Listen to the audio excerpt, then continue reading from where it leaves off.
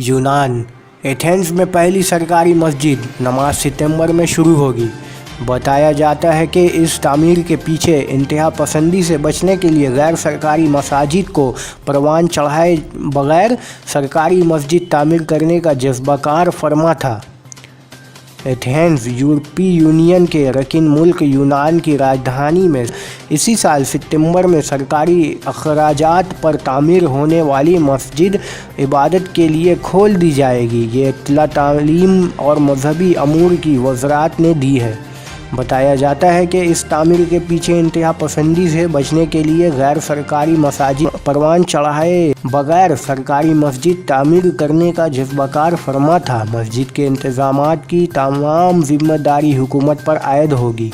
यूरोपीय यूनियन के दारुल हुकूमतों में एथेंस वाहिद राजधानी रह गई थी जहां मुसलमानों के लिए सरकारी मस्जिद मौजूद नहीं थी। आज से 3 साल कबल पार्लियामेंट से मंजूरी के बाद पहली मरतबा सरकारी अखराजात पर मस्जिद की तामीर शुरू की गई थी। मजहबी अमूर के वज़ीर कोसिस्टास गियोरोगुलो के हवाले से बताया गया है कि एथेंस के इस मस्जिद में बाकायदा इमाम की इमामत में पहली नमाज होगी। सरकारी तौर पर तामीर होने वाली इस मस्जिद में मुसलमान बरादरी और सियाह बाकायदा नमाज अदा कर सकेंगे।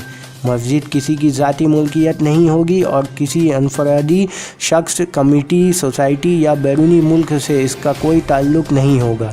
वाज़ेह रहे कि अब तक यहाँ आबाद लाखों मुसलमान को नमाज की अदायगी के लिए बेसमेंट या स्टोर रूम्स में इस्तेमाल करना पड़ता था। मस्जिद के इमाम ज़की महमूद ने बताया कि मस्जिद की तामीर आखिरी मराहिल में दाखिल हो चुकी है। यूनान में तशीह बरदारी के तर्जुमान अशर हैदर के हवाले से बताया गया है कि ये मस्जिद यूनान की हुकूमत का मुसलमान के लिए बड़ा तोहफ़ा होगा।